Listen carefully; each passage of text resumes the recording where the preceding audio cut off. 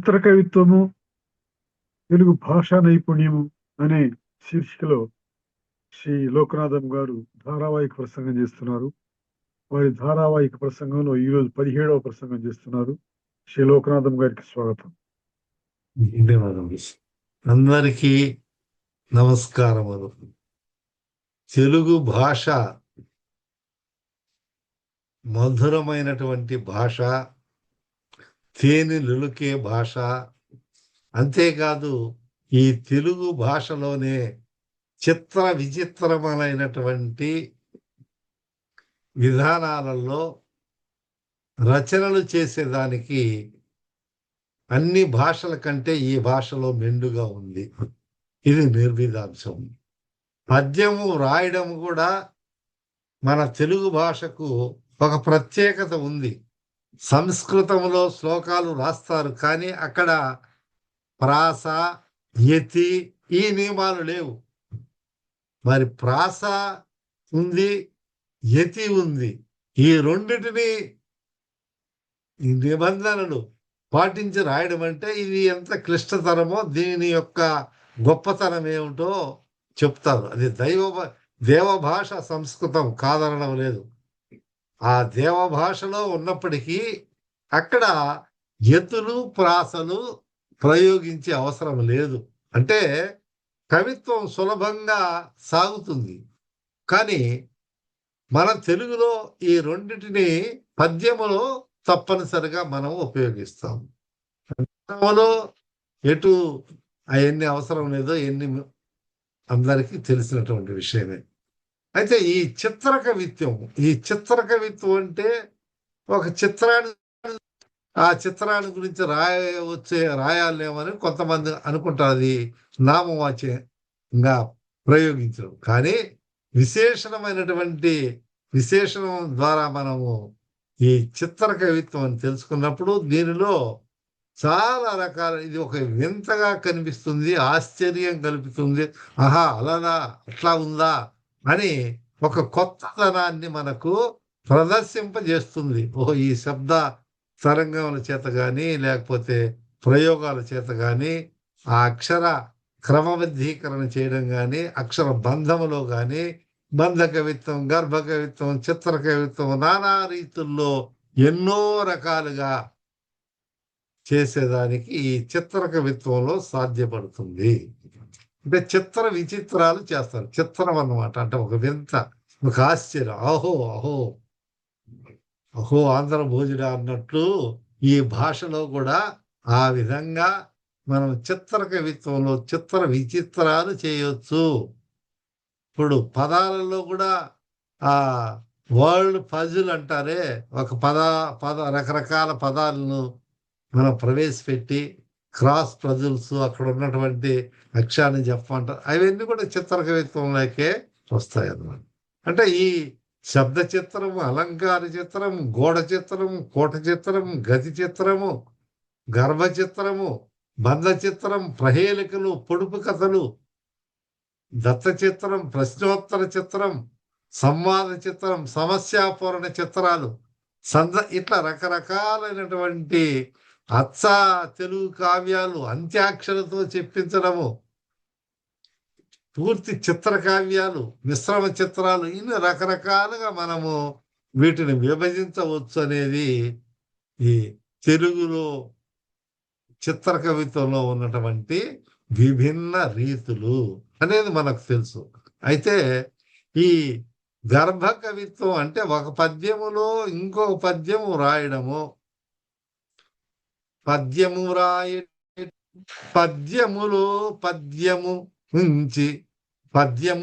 పద్యముంచి భావము చెడకన్ హృదయముగా వ్రాయుట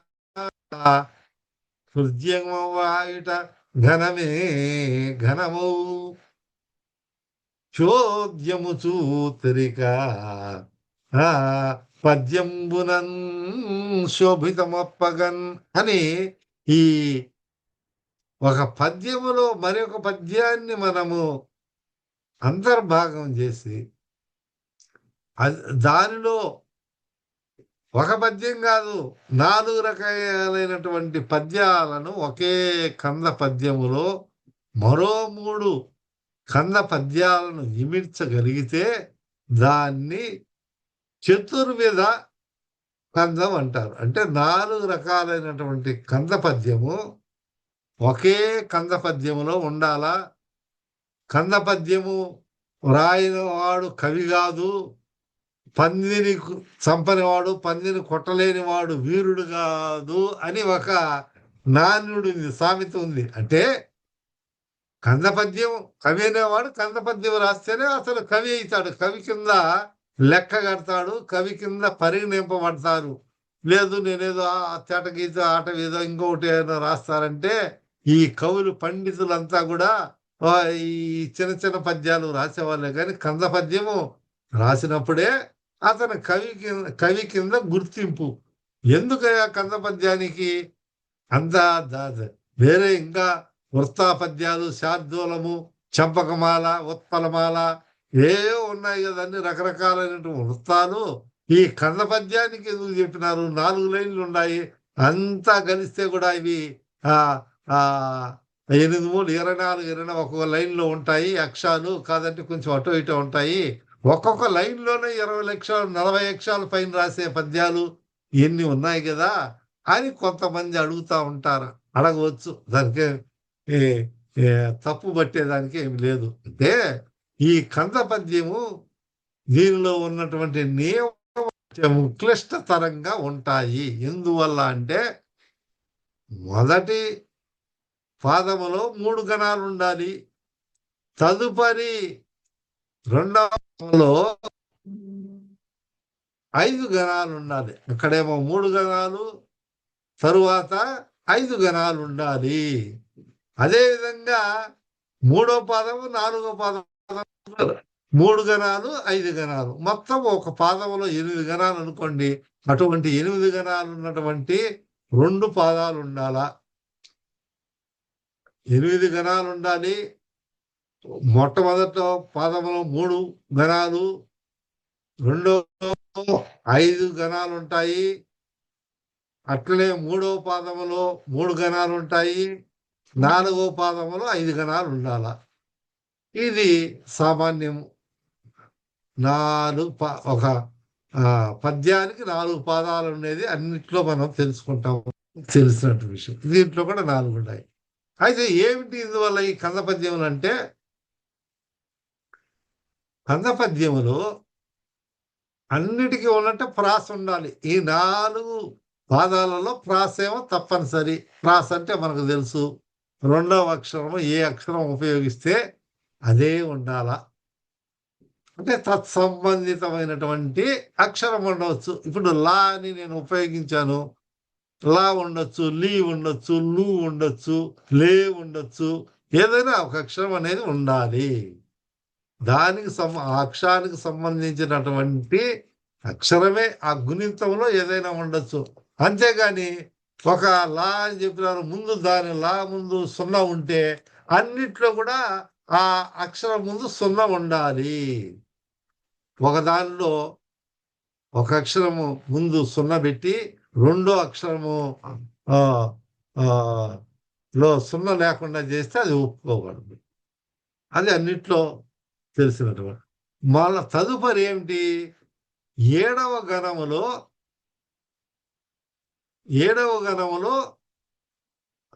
ఎత్తి ఉండాలి, ఆ ఎత్తి కలవాలి. మరి 6వ గణములో జగనమే ఉండాలి, లేదా నల గణము ఉండాలి. జగనమే వేయాలి. దీంట్లో ఉన్నటువంటి నియమాలలో 5వ గణము తప్పనిసరిగా జగనము గాని, అంటే జగనం అంటే ఏంటి మనకు తెలుసు,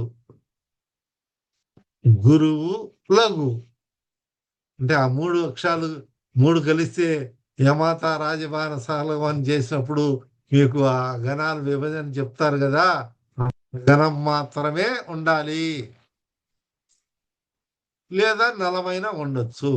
రెండవ పాదములో ఆఖరి అక్షరము దీర్ఘాక్షరమే ఉండాలి. అంటే గురువై ఉండాలి. తప్పనిసరిగా అది గురువుగా ఉండాలి.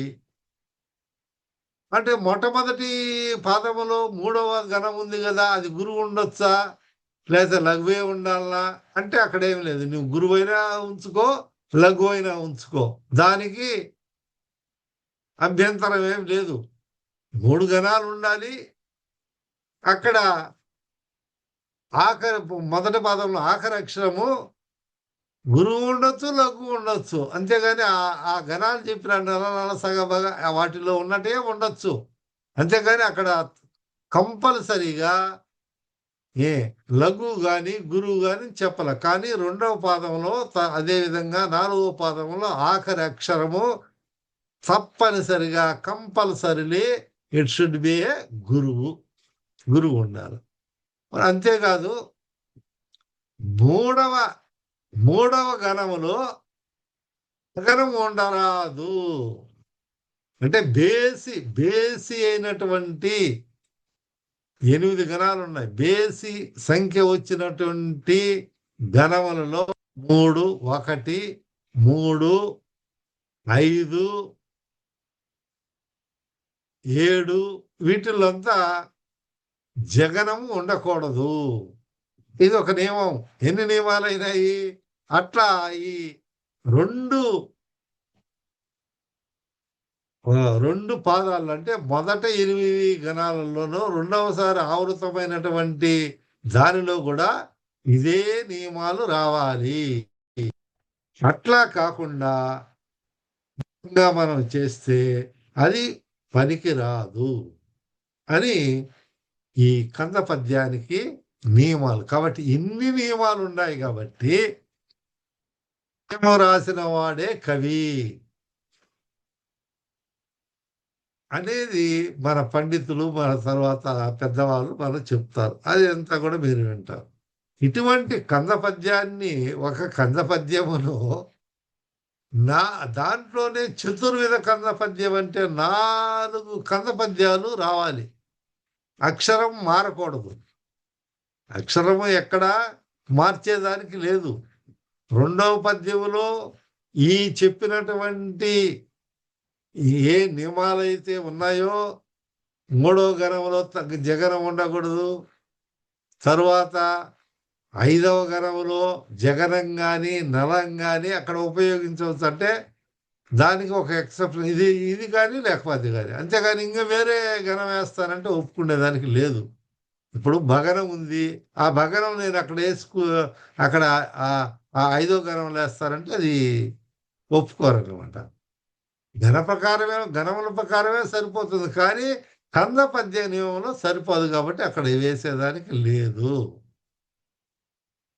కాబట్టి ఈ కందము నుంచి తయారైనటువంటి లేదా గర్భితంగా ఉన్నటువంటివి లేదా అదే అక్షరాలు అదే కంద పద్యాన్ని మనము పరిశీలిస్తే అందులో 4 రకాలైనటువంటి కంద పద్యాలు ఏర్పడతాయి. ఇంకా 9 ఏర్పడేతాయి అవి అని కూడా చెప్తారు. 16 రకాలుగా ఉన్నటువంటి అని చెప్తారు వేరే పద్యాల గురించి. మనం ఇప్పుడు 4 ఉండేటువంటి ఒక కంద పద్యం దాన్నే ఉపయోగించి 4 కంద పద్యాలుగా అన్ని రకాలైనటువంటి నియమాలను అనుసరించి వ్రాయవచ్చు. ఇది మొట్టమొదట కుమార సంభవంలో నన్నిచోళుడు ప్రయోగించాడని, తరువాత వేరే వాళ్ళంతా కూడా ఈ విధంగా రాశారనేది మనము పుస్తకములు మన గ్రంథాల మనము తెలియజేస్తే తెలుసుకుంటారు. అంటే ఓలేటి వెంకటకృష్ణ అనే మహాకవి ఈ గద్వాల ఆస్థానం ఉండే ప్రభు మన కాశీపతి అవధాని గారు ఉన్న ఆస్థానంలోనే ఆయన కూడా ఉన్నారు. ఆయన కూడా చతుర్విధ కందాలు చెప్పాడు. మరి కాశీపతి గారు ఎన్నో చెప్పారు. వాళ్ళకి ఇది ఒక ఆసు కింద లేకపోతే ఒక తుంపర కిందో లేకపోతే ఆ విధంగా లెక్క. అట్లా ఆయన రాసినటువంటి శ్రీమాన్ ఓద్వేటి వెంకటకృష్ణ అనే మహాకవి రాశాడు. సురరా భవలక్షణ భరితావనజాస్త్ర రూప వర కవి వినుత హరిభక్తయుక్త విలసత్ కరుణా జనక తేజ గద్వా అని చెప్పినాడు ఆయన. సురరాజ విభవ లక్షణ భరితావన జాస్త్ర రూప, జాస్త్ర రూప, స్ర రూప, అక్కడ జగనం వచ్చింది, నెలమైనా వేసుకోవచ్చు అని చెప్పిన వచ్చింది. వర కవి వినుత, రెండో ఎనిమిదో గణం వినుత అనే కాడ తా దీర్ఘం వచ్చింది కాబట్టి దీర్ఘం ఉంది. సురరాజ్ అనే కాడ రా అనేది ప్రాస ఉంది. ఇక్కడ రెండవ అక్షరంలో భరిత రీ రీ వచ్చింది. రా గాని రీ గాని రూ గాని ఏదైనా ఉండొచ్చు. కాబట్టి భరిత వరజాస్త్ర రూప వర కవి వినుత హరిభక్తియుక్త విలసత్. ఇక్కడ విలసత్, ఇక్కడ ఏమింది విలసత్ అన్నప్పుడు గురువు వచ్చింది. అంటే మొట్టమొదటి ఆ మూడవ గణంలో కూడా గురువు రావచ్చు. అదే దానికేమి లఘువే ఉండాలా అనేమి లేదు నియమం. కాబట్టి కొంతమంది ఆ లఘు ఉండాలని భ్రమపడతా ఉంటారు. అట్లేమి లేదు. కంద పద్యం నియమం ప్రకారం అక్కడ గురువు ఉండొచ్చు, లఘు ఉండొచ్చు. మీరు వాళ్ళు చెప్పినటువంటి ఘనాన్నే వాడాలా. ఆ మూడో దాంట్లో జగనం అనేది ఉండకూడదు. అంతే తప్ప వేరే ఘనాన్ని మనం వేసుకోవచ్చు. సగనం అయింది ఇక్కడ. విలసత్ అన్నప్పుడు సగనం అయింది, సరిపోయింది. హరిభక్తియుక్త విలసత్ కరుణా జనకర, ఆయన్ను జనకరునిగా పోలుస్తున్నారు. సుతేజ గద్వాల నృప, నృప అంటే రాజు కదా. సూర్య ప్రకాశం చేత, సూర్య ప్రకాశం అనే వెలిగిపోతున్నటువంటి రాజా అని సంబోధిస్తూ వీరు పద్యం చెప్పారు. అట్లా చెప్పినప్పుడు ఆ మహా రాజులు లేదా రాజులు వీళ్ళంతా మహా సంతోషపడతారు. ఓహో, నా మీద ఒక పద్యంలో 4 పద్యాలు చెప్పినాడు. అది అది మానవ సహజము. మరి కవి పోషకులకు కూడా ఎంతో ఒక సంతృప్తిగా ఉంటుంది. ఇంకా చెప్పని కూడా అంటారు. ఇదే పద్యం నుంచి రెండవ పద్యమే దాంట్లో తీస్తే వనజాస్త్ర రూప, ఇక్కడేమో సురరాజ విభవ అని చెప్పుకుంటూ వచ్చినాడు. ఇక్కడ వనజాస్త్ర రూప వరకవి వినుత హరిభక్తియుక్త విలసత్ కరుణ నా వచ్చింది. ఇక్కడ ముందు పద్యములో తా లైన్లో 8వ గణములో దీర్ఘం వచ్చింది. అలాగే ఇక్కడ ప్రాస ఏముంది, నా వనజాస్త్ర నా వచ్చింది. అంటే రెండవలో వినుత వచ్చింది, నువ్వు వచ్చింది. దినకర సుతేజ గద్వాల నృప సురరాజ విభవ లక్షణ భరిత తా వచ్చింది ఆఖరిలో. అంటే దీర్ఘం వచ్చింది. అంటే నియమాలు సరిపోతున్నాయి. దినకరలో నా ఉంది, ప్రాస సరిపోయింది. గద్వా అని వచ్చినది. గద్వా సుతేజ గద్వా అన్నప్పుడు అక్కడ గురువు వచ్చినప్పటికి కూడా గణం సరిపోయింది. అట్టే నృప గద్వాల నృప సురరాజ విభవ లక్షణ భరిత ఎత్తి సరిపోయింది. ఇక్కడ వినుతాకు విలసత్ అన్నాడు. ఇక్కడ గద్వాల నృప అనే కాడ విభవ లాకు లక్షణాన్ని ఎత్తి సరిపోయింది. అంటే ఈ పద్యం ఇప్పుడు 2 పద్యాలను రెండిట్లో ప్రాస ఎత్తి అన్ని సరిపోయింది. మళ్ళా 3వ పద్యం హరిభక్తయుక్త విలసత్ కరుణాజన కర సుధేజ గద్వాల నృప, నృపాలో పా అనే దీర్ఘం వచ్చింది. రైట్. హరి రెండో ఇక్కడ ప్రాస వచ్చింది, రీ వచ్చింది. అంటే ఇంతకు ముందు ఎట్లా రాలో హరిభక్తయుక్త విలసత్ అనేగా రకారంలో రీ వచ్చింది. కరెక్ట్, సరిపోయింది. విలసత్ కరుణాదిన కరసుదేజ గద్వాల నృప, గద్వా కరుణ అనే విలసత్ కరుణ అన్నాడు కాబట్టి రు అనేది ప్రాసలో సంబంధించి సరిపోయింది. విలసత్ కరుణ అన్నాడు, తా కావుచ్చి ఇచ్చి కరుణ అన్నాడు కాబట్టి అక్కడ యతి స్థానంలో తాకు కా వచ్చింది. అనుసరించి గద్వాల్ అనే దాంట్లో గా వచ్చింది, సరిపోయింది. అంటే మీరు సంయుక్తాక్షరములో ఏ అక్షరానికైనా మనం ఎత్తి వేసుకోవచ్చు. అంటే సౌలభ్యం ఏంది, ఇక్కడ తా అనే వేసుకోవచ్చు, తాకు తా వేసుకోవచ్చు, దా వేసుకోవచ్చు, అక్కడ అట్టే కాకు కా వేసుకోవచ్చు, గా వేసుకోవచ్చు, దీర్ఘం కానీ అవన్నీ మీకు తెలిసినటువంటి. అట్లా ఈ మూడవ పద్యం కూడా సరిపోయింది. దినక గద్వాల నృప సురరాజ విభవ లక్షణ భరిత వనజాస్త్ర రూప వర కవి వినుత హరిభక్తియుక్త విలసత్కరు అని వారు 4 పద్యాలు ఒకే విధంగా ఉండే విధంగా రాశారు. వాళ్ళ స్ఫూర్తిని మేము తీసుకొని నేనే రాసినాని అనుకున్నాను. కాబట్టి నేను రాసిన పద్యం చెప్తాను ఇట్లా. చతుర్విధ కందములు. కైలాసవాస సుందర కైలాసవాస సుందర సుందర పాల శుభకర పురహర భవహర అభయ అభయ దీర్ఘం వచ్చింది. పాల కైలాస అనేది లా అనేది మనకు ప్రాసాక్షరం.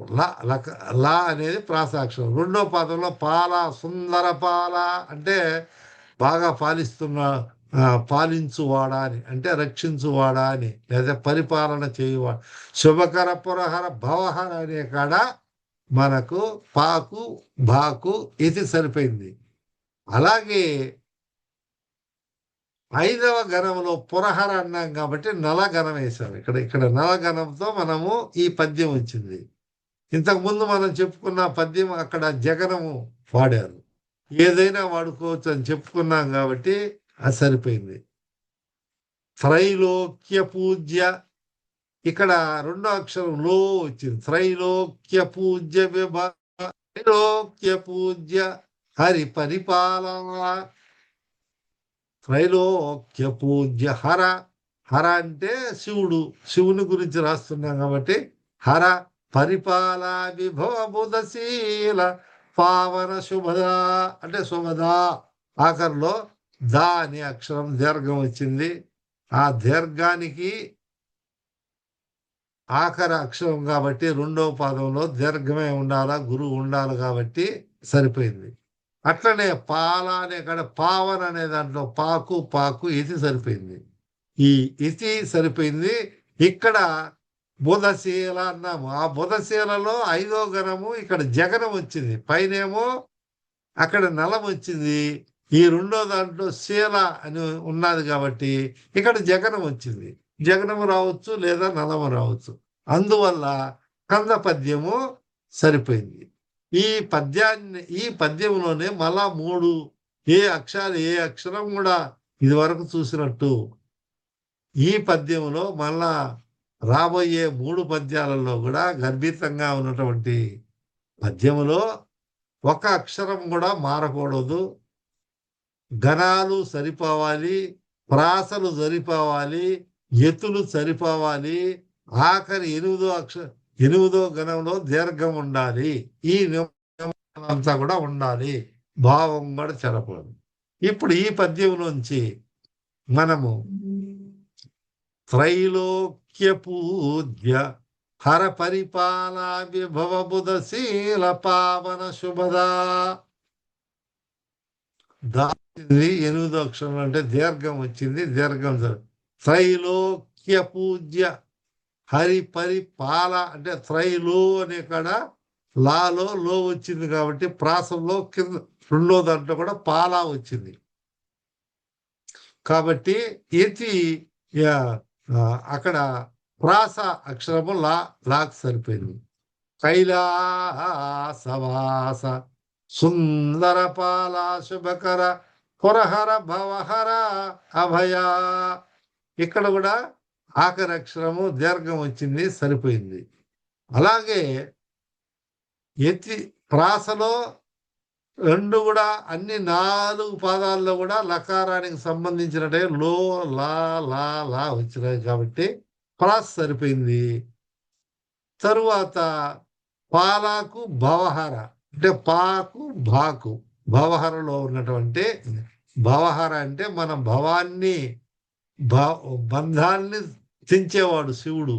కాబట్టి బంధహర అనే దాన్నే భవహర, సంసార సాగరాన్ని హరించేవాడు కాబట్టి ఆయన భవహర అని మనము తాత్పర్యంలోకి మనం పోలేదు. ఎందుకంటే ఈ ఈ పద్యాన్ని గురించి అంత తాత్పర్యం కూడా ఇది సులభంగా అర్థం చేసుకోవచ్చు. ఇంకా అట్లా పోతే ఇవన్నీ ఈ ప్రాస నియమాలు, గణ నియమాలు మనం వాటిని గురించి వివరణ చెప్పాలంటే అన్ని చెప్తే ఒక పద్యమే అవుతుంది. అందుకని మనం ఇక్కడ ముఖ్యంగా ఇవి మనం చెప్పుకున్నాం. అంటే 3వ పద్యములో శుభకర పురహర భవహర భయ త్రైలోక్య పూజ్య హరి పరిపాల విభవ బుధశీల పావన శుభద కైలాసవాస సుందరపాల. అంటే శుభకర పురహర భవహర అంటే ఈ 3వ పద్యములో ప్రాసాక్షరము భా పడింది. భకారం. 2వ పాదములో కూడా అభయ అని వచ్చింది. అభయ అని వచ్చినప్పుడు ఏంది? భా వచ్చింది. అన్నిట్లో 4 పాదాలలో కూడా భకారం వచ్చింది కాబట్టి ప్రాస నియమం సరిపోయింది. మరి త్రైలోక్య పూజ్య ఇక్కడ 5వ గణములో ఆ 7వ గణములో త్రైలోక్య పూజ్య అని వచ్చినా కూడా జగనము ఉంది. అక్కడ సరిపోయింది. అంటే ముందు ఇంకొక పద్యములో మనం మొట్టమొదటి చెప్పుకున్న పద్యములో అక్కడ నలము వచ్చింది, ఇక్కడ జగనం వచ్చింది. ఏదైనా ఉండొచ్చని మనం చెప్పుకున్నాం కాబట్టి ఇట్లా ఈ జగనాలు నలంతో రాసినటువంటి పద్యంలో కూడా మళ్ళా ఈ పదాలు తిప్పుతా ఉంటే అది జగనమో నలమో అక్కడ ఉండాల్సి ఉన్నదే తప్ప మళ్ళా తారుమారు అయితే పద్యము చతుర్విధ కందం రాదు. అది నీ అక్షరాలు తిరిగేటప్పుడు, చక్రంలో తిరిగేటప్పుడు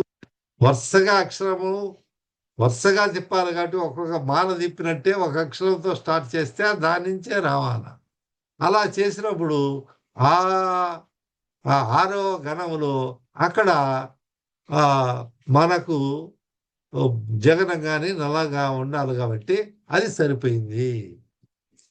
అట్లనే విభవబుధశీల పావన శుభద కైలాసవాస సుందర పాల. ఇప్పుడు ఇక్కడ శుభద అనే కాడ సరిపోయింది. శుభకు సుందరకు ఈ రెండింటికి సరిపోయింది కాబట్టి మనకు అక్కడ ఏచి స్థానం కూడా జరిగింది. అభయ అనే కాడ ఆకు, హరిపరిపాల హాకు వేసి చెల్లింది కాబట్టి అన్ని నియమాలు ఇక్కడ